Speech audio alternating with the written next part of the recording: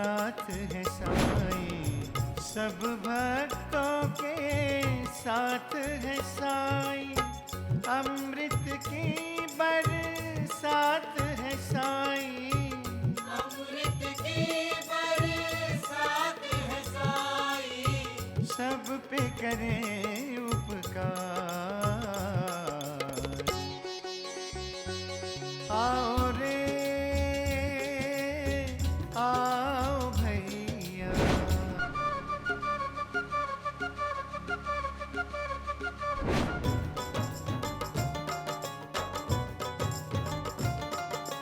धरती पे जन्नत का नजारा, शिरडी के साईं का द्वारा। ओ, धरती पे जन्नत का नजारा, शिरडी के साईं का द्वारा। खो जाए जब सारे सहारे, हो जाए जब सारे सहारे। साईं एक आधार। आओ रे आओ भैया, जय साईं जय साईं जय साईं राम। जय साईं जय साईं जय साईं श्याम। जय साईं जय साईं जय साईं राम। जय साईं जय साईं जय साईं श्याम। गुरुजी, आप सोए नहीं? आप भी तो सोए नहीं हैं मालसपति जी। मेरी तो नींद साईनाथ अपने साथ राहता ले गए गुरुजी। मैं जब सोता था तब साईनाथ मुझे जगाते थे, और जब मुझे दिन में नींद आती थी तो देवा कहते थे, श्यामा, श्यामा, हाँ देवा। क्या तुम बच्चों को पढ़ाते हो? अपनी पाठशाला में इसी तरह सोते हो? अरे तुम्हारे हाथों में शिरडी का, समाज का, पूरे देश का भविष्य है। अगर तुम इसी तरह झपकियां लेते रहोगे तो बच्चों के माध्यम से देश का भविष्य कैसे बनाओगे तुम?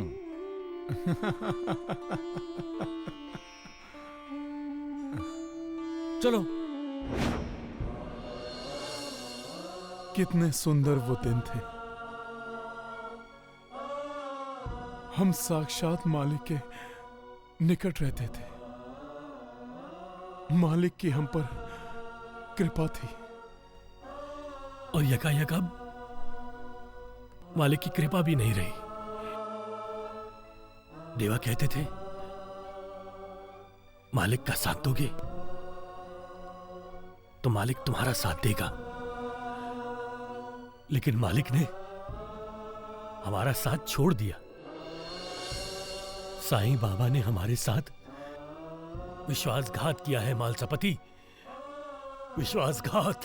गुरुजी, ना, नहीं, साईं बाबा के बिना मैं जीवित नहीं रह सकता। साईं बाबा मेरे श्वास है मालसपति। लेकिन श्यामा, श्वास भी तो हमें छोड़ जाते हैं। ये क्यों भूल जाते हो तुम? किसी मानव से इतना दिल लगाना अच्छा नहीं है। दिल लगाना है तो मालिक से लगाओ जो दिलदार है, दिलेर है, जो कभी तुम्हें निराश नहीं करेगा। शायद साईनाथ द्वारका माई में आए होंगे।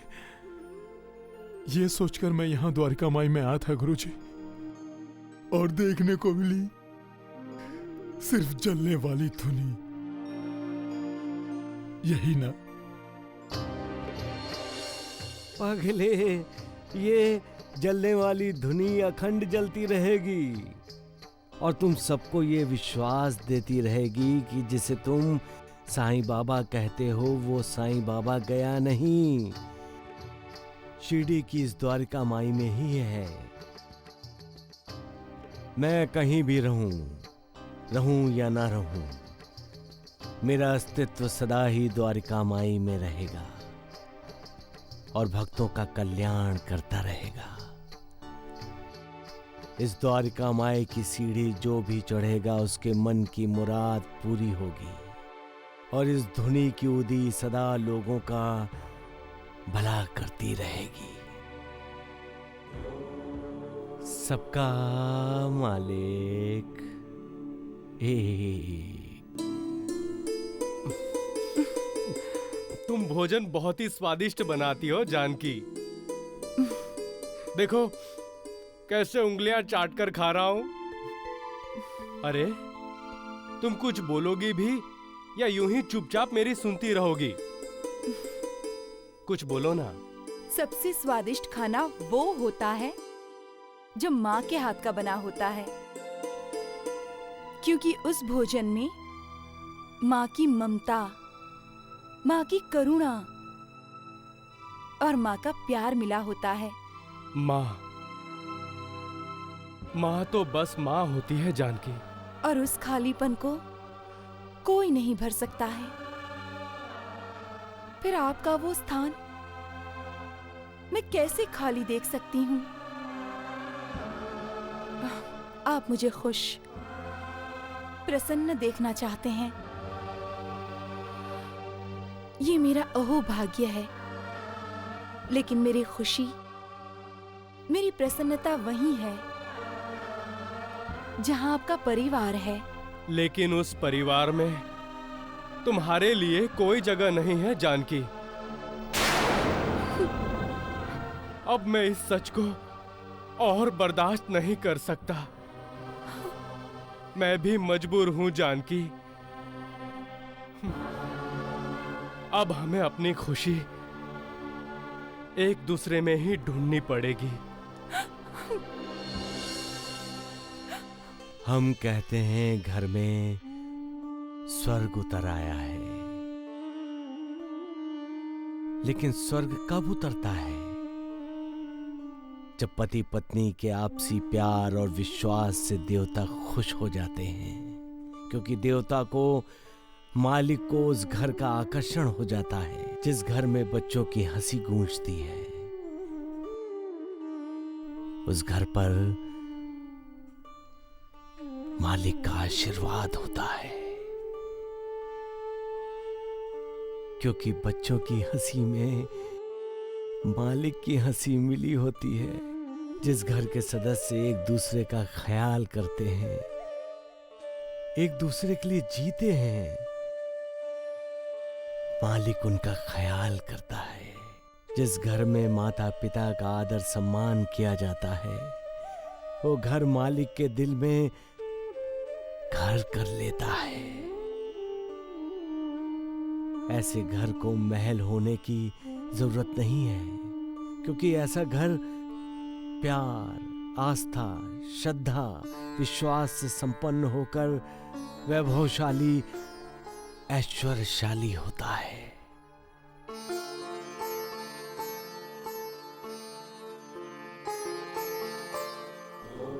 सबका मालिक एक।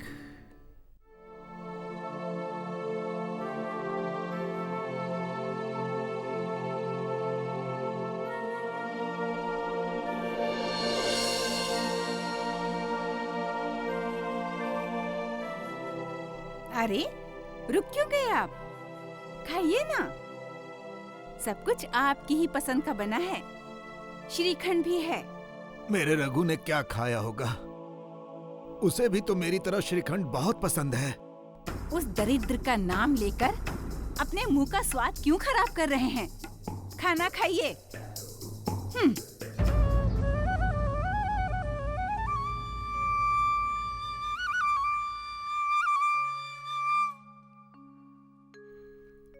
क्या हुआ? मुझे भूख नहीं है, मेरा पेट भर गया है।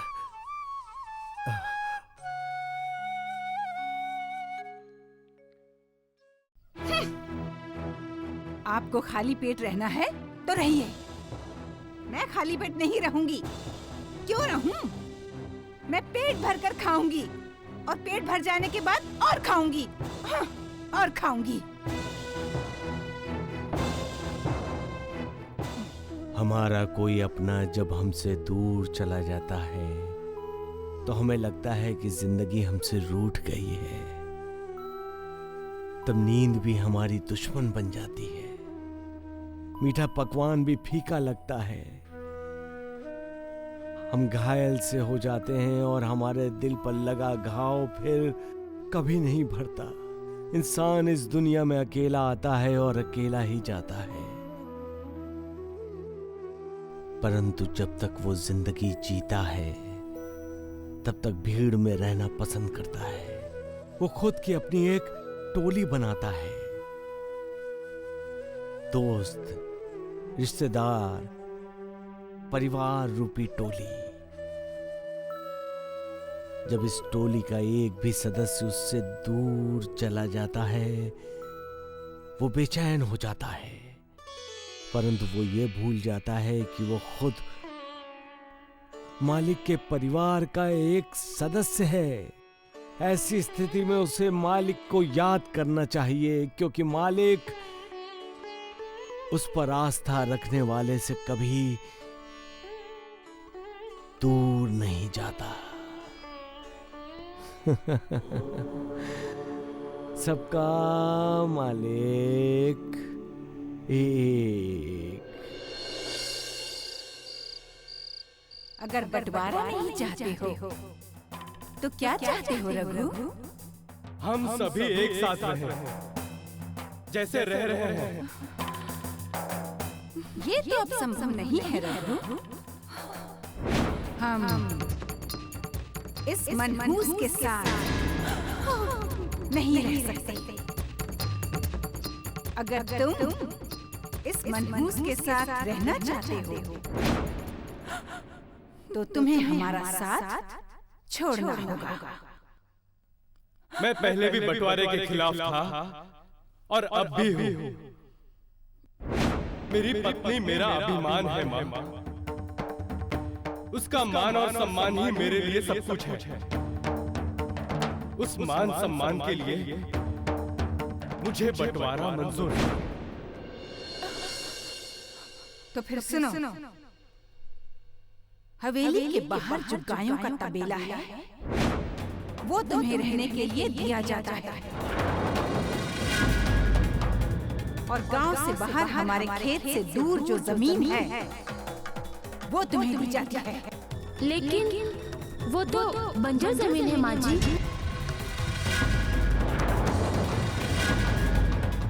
लेकिन उस परिवार में तुम्हारे लिए कोई जगह नहीं है जानकी। अब मैं इस सच को और बर्दाश्त नहीं कर सकता। मैं भी मजबूर हूँ जानकी। रघुराम मजबूर हैं, लेकिन तुम तो मजबूर नहीं हो जानकी। तुम्हारे लिए तुम्हारे पति ने अपना घर, अपना परिवार त्याग दिया है। सारे ऐश्वर्य, सारे वैभव को त्याग कर दरिद्रता को ग्रहण किया है। तुम तो इसे सह लोगी, परंतु रघुराम की सोचो, क्या तुम्हारा पति ये दुख सह पाएगा? रघुराम ने एक पति का धर्म निभाया है, क्या तुमने एक पत्नी का धर्म निभाया? नहीं नहीं नहीं निभाया है मैंने। सच तो ये है कि समस्या की जड़ मैं ही हूं।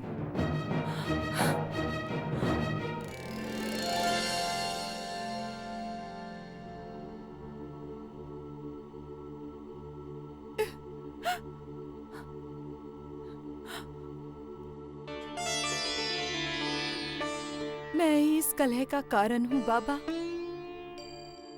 मेरे कारण ही एक माँ और उसके पुत्र के बीच नफरत है।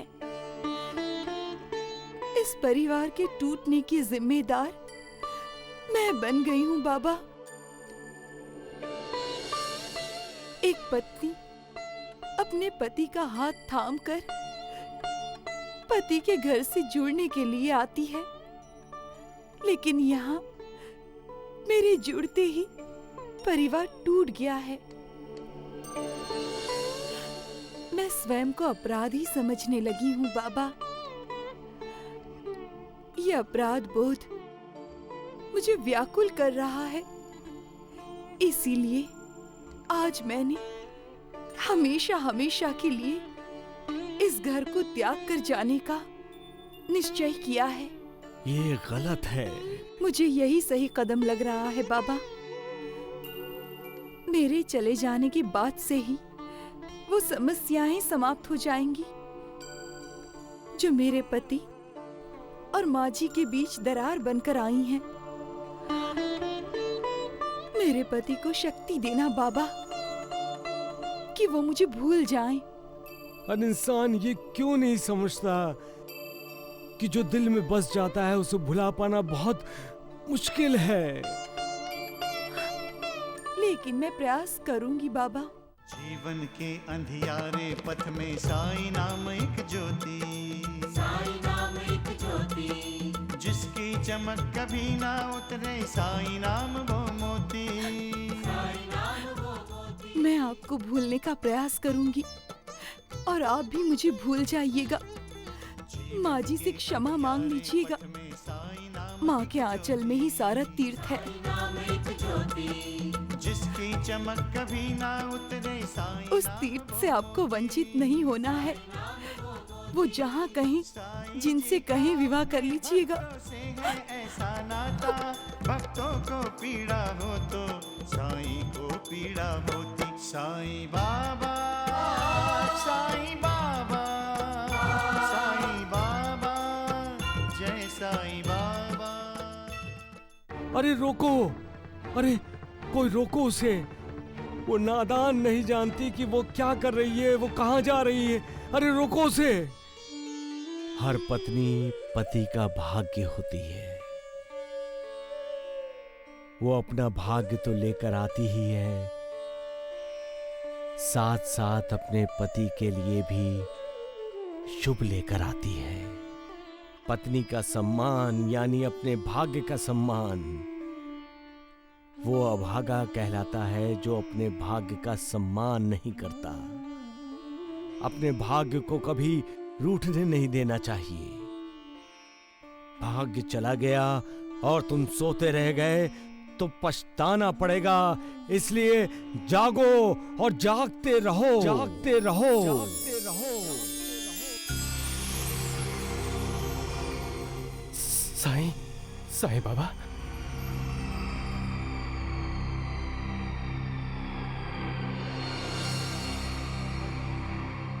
जानकी,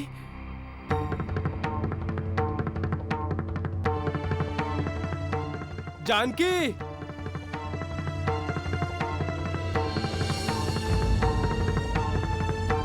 जानकी, जानकी, जानकी, कहाँ हो जानकी तुम? जानकी रुक जाओ, मुझे छोड़कर मत जाओ जानकी। जानकी, मुझे छोड़कर मत जाओ जानकी। रुक जाओ जानकी, मुझे छोड़कर मत जाओ। मुझे किस गुनाह की सजा दे रही हो जानकी? मेरा दोष क्या है जानकी? मुझे ये तो बता दो। आपका कोई दोष नहीं है जी। दोष तो मेरे भाग्य का है। अग्नि के 7 फेरों के साथ ही हम दोनों एक हो गए हैं जानकी। हम दोनों का भाग्य भी एक हो गया है। तो फिर तुम्हारा भाग्य और मेरा भाग्य अलग अलग कैसे हो सकता है? तुम मुझे छोड़कर इसलिए जा रही थी ना कि तुम्हारे जाने के बाद मैं अपने माता पिता के पास वापस चला जाऊंगा, यही ना? तो तुम गलत हो जानकी, मैंने अपने माता पिता के घर का त्याग किया है। वो त्याग मेरी विवशता नहीं थी। वो त्याग एक पति का आत्मसम्मान था। और आज तुमने उसी आत्मसम्मान को ठोकर पहुंचा दी। नहीं नहीं, ऐसा तो मैं सोच भी नहीं सकती। तो फिर चलो, अभी अपने घर वापस चलो। वहां तुम हो तो ही वो हमारा घर है जानकी। मत रो। तुम्हारे घर से निकलते ही साईं बाबा मेरे सपने में आए थे जानकी। क्या? हाँ जानकी, और उन्होंने ही कहा था कि अगर ऐसे ही सोते रहोगे तो तुम्हारा भाग्य तुमसे रूठ जाएगा। आंखें खोलो और देखो, तुम्हारा भाग्य तुमसे दूर जा रहा है। उन्हीं की कृपा थी जानकी, जो मैं समय रहते यहां पहुंच गया। हाँ जानकी, अब हम अकेले नहीं हैं, अनाथ नहीं हैं। हमारे साथ सबके नाथ साईं बाबा हैं।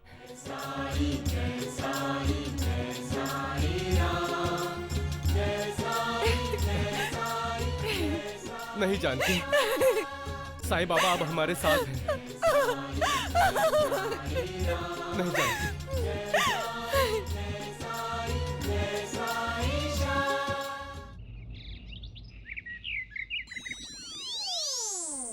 भिक्षाम देहि, भिक्षाम देहि। हे माई, 5 दिन से खाना नहीं खाया माई। भिक्षाम देहि, भिक्षाम देहि। अरे हट, तुम्हारे जैसे बहुत देखे भिखारी। अरे तुम्हें क्यों राम, दूं? राम। मेरा बछड़ा खाएगा ये खाना। अरे भिखारी, चल, चल। अरे सत्यानाश हो जाए। अरे ये मैं खाऊंगा। राम राम।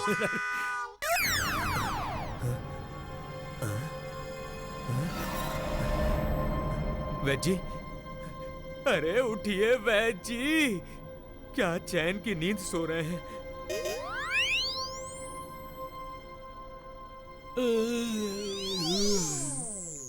अरे राम राम राम द्वारिकानाथ जी, इतनी जल्दी सुबह हो गई? अरे मैं तो प्रार्थना कर रहा था भगवान से कि इस रात की सुबह ही ना हो। हैं? ऐसा क्यों द्वारिकानाथ जी?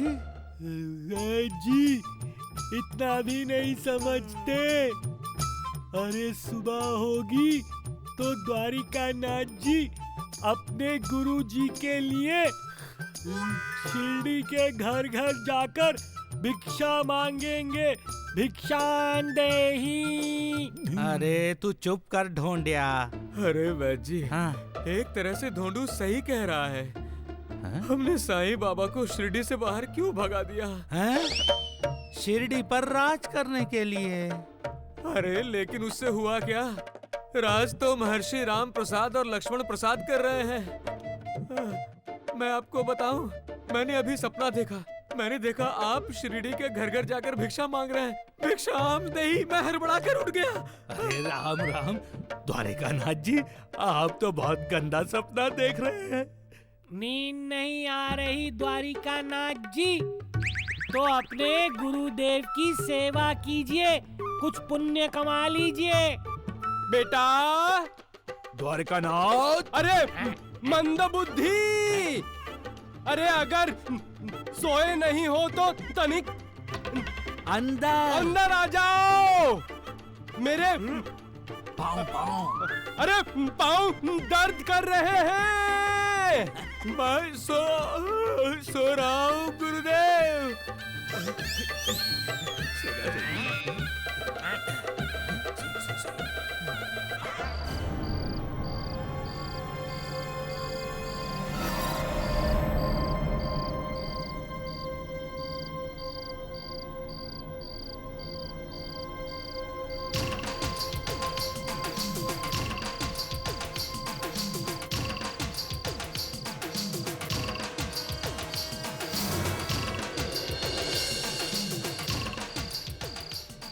देखो, दरवाजा खुला हुआ है। तुम्हें क्या करना है पता है ना?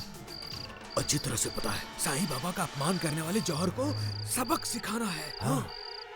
तो फिर जैसा कहा है वैसा ही करो, जाओ।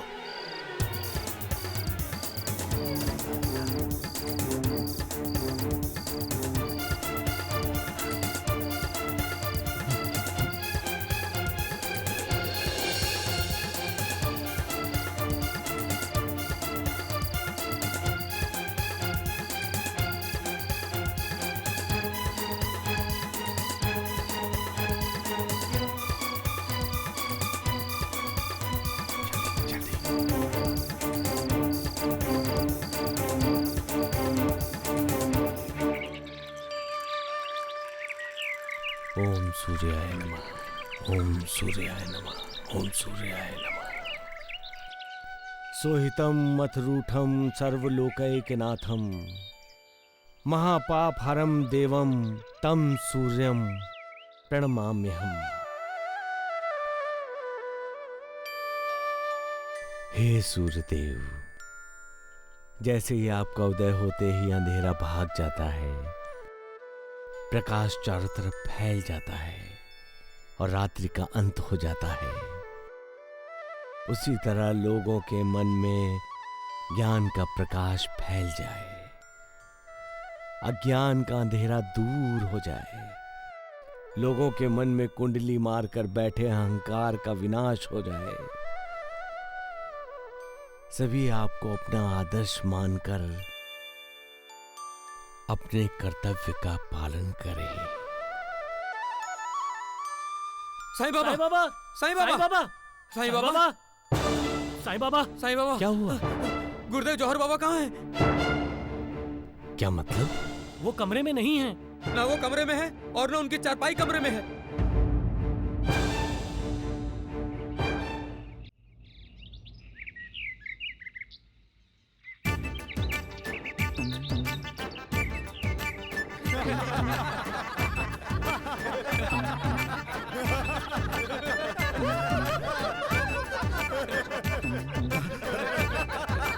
कौन हो तुम लोग? हाँ, मेरे कमरे में क्या कर रहे हो? कैसे आए तुम लोग?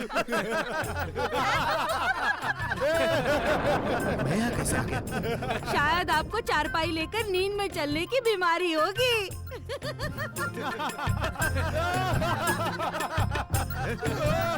वो भी चारपाई लेकर?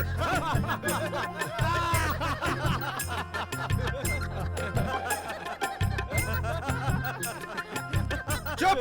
शर्म करो, शर्म!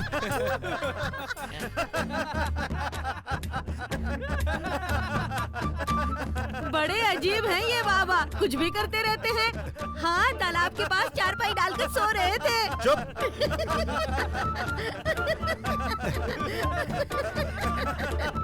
प्रणाम जौहर बाबा, प्रणाम। ये सुबह सुबह कहाँ से आ रहे हैं? जंगल से? हटो!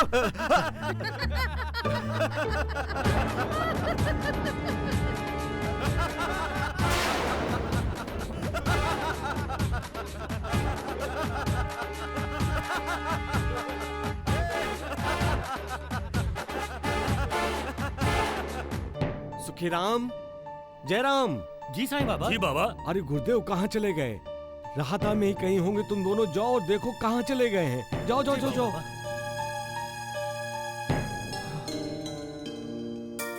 इस तरह गुरुदेव कभी कहीं गए नहीं। हाँ, अरे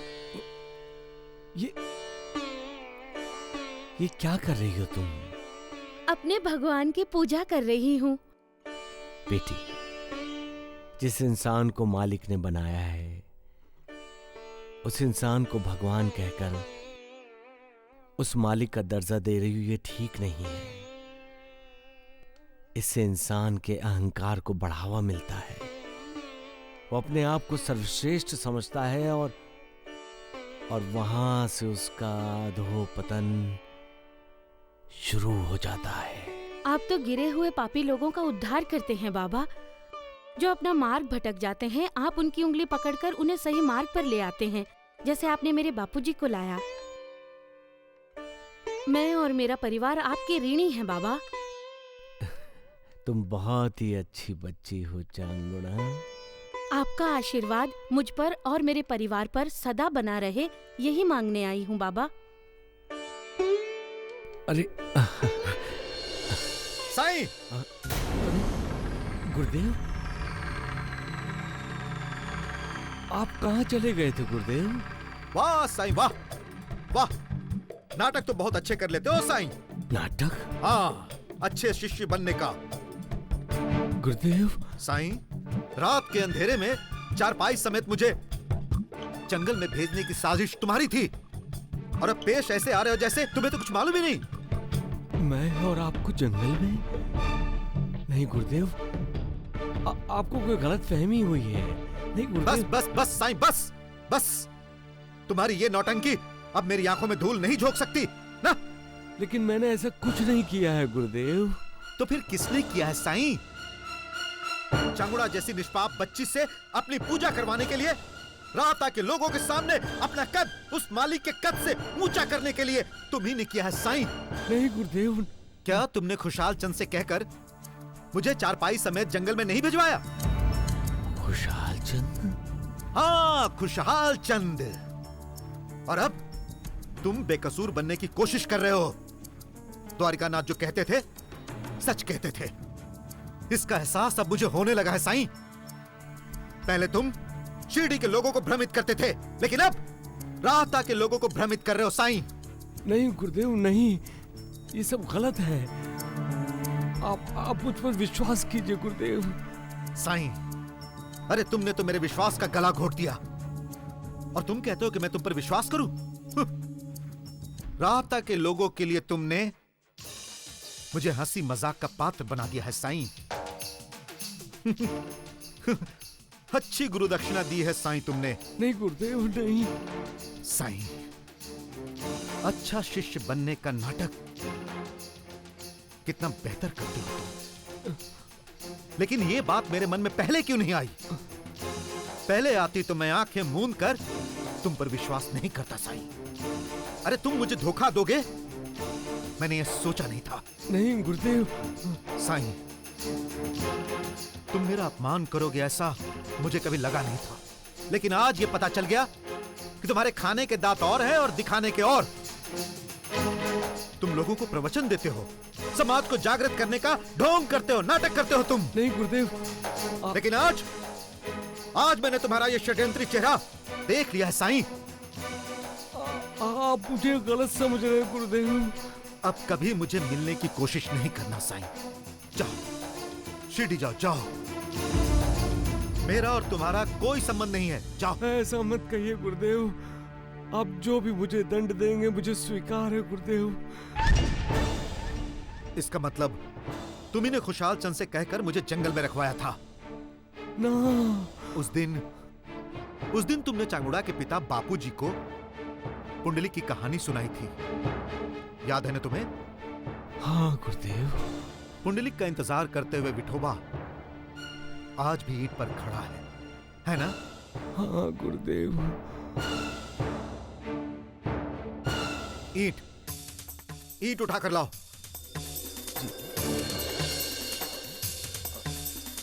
लाओ। हाँ। नीचे रखो जी। खड़े हो जाओ, उस पे खड़े हो जाओ साईं, और मेरा इंतजार करो। मेरे आने तक मेरा इंतजार करो तुम साईं। तुम मुझे अपना गुरु मानते हो ना, तो मेरे इस आदेश का पालन करोगे तुम साईं।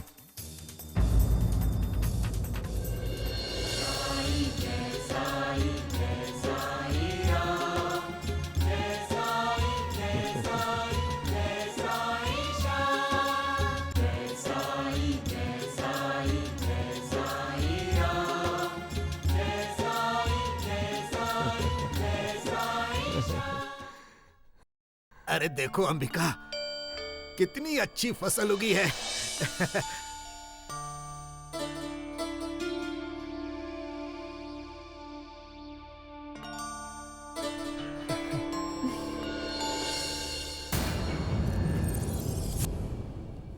इस बार फसल बहुत बढ़िया हुई है माँ।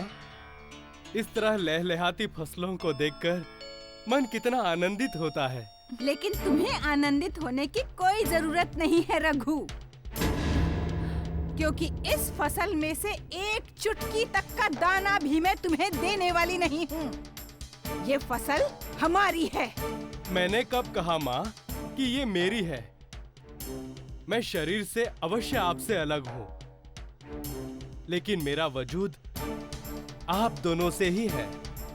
और उस वजूद की दुहाई देकर अगर तुम मुझसे कोई उम्मीद रखते हो रघु, तो तुम गलत हो, क्योंकि इस फसल में से मैं तुम्हें एक दाना भी नहीं देने वाली हूँ। आप मुझे गलत समझ रही हैं माँ। मैं कोई उम्मीद लेकर यहाँ नहीं आया हूँ, और मैं ये जानता भी हूँ कि मुझे कोई उम्मीद भी नहीं रखनी चाहिए। मुझे याद है माँ कि आपने मुझे मेरे हिस्से की कौन सी जमीन दी है। अगर याद है तो यहाँ क्यों आए हो? वो है तुम्हारी जमीन, वहाँ जाओ और जाकर उसमें अपनी जिंदगी तलाश करो। हम दोनों वहीं जा रहे हैं माँ। यहाँ बस मैं आप दोनों का आशीर्वाद लेने चला आया। आशीर्वाद? मेरे सीने में ज्वालामुखी फूटा पड़ा है रघु, और तुम मुझसे आशीर्वाद लेने आए हो? चले जाओ यहाँ से, वरना बददुआ निकल जाएगी मेरे मुंह से। अंबिका! आप चुप रहिए जी। ये लोग आशीर्वाद नहीं, मेरे जले पर नमक छिड़कने आए हैं। चले जाओ रघु, चले जाओ। मुझे तुम्हारी सूरत से भी नफरत है। चले जाओ, चले जाओ, चले जाओ। माँ, माँ, पिताजी।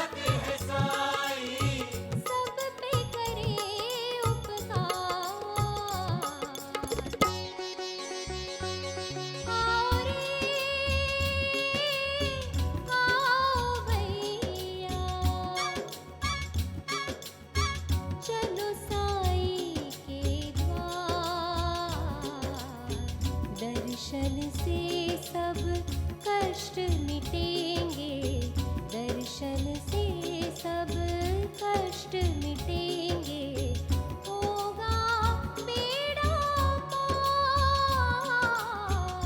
होगा बेड़ा पार। गुरुदेव, कुछ देर के लिए मुझे अकेला छोड़ दो सुखीराम। गुरुदेव, मुझे आपसे एक बात कहनी थी। साईं बाबा को जो आपने बाहर खड़े रहने का दंड दिया वो ठीक नहीं है गुरुदेव। क्यों?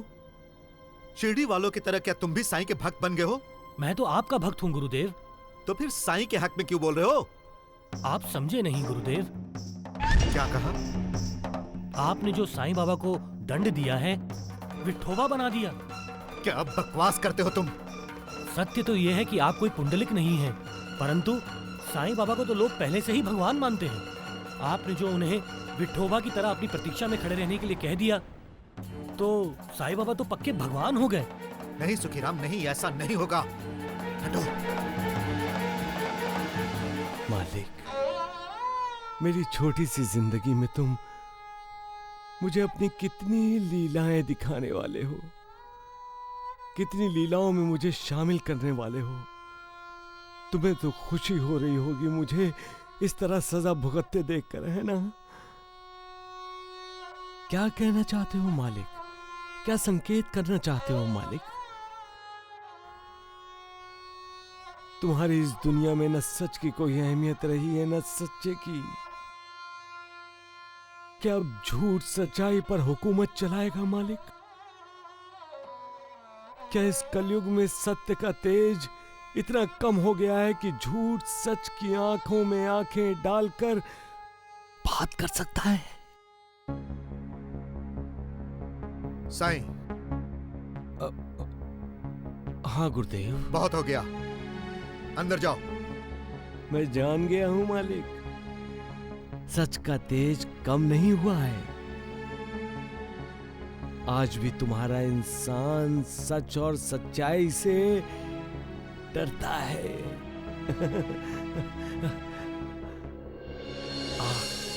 आप बहुत दयालु हैं गुरुदेव।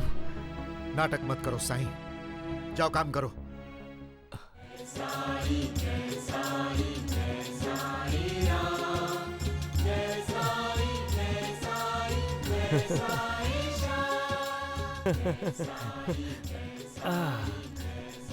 सबका मालिक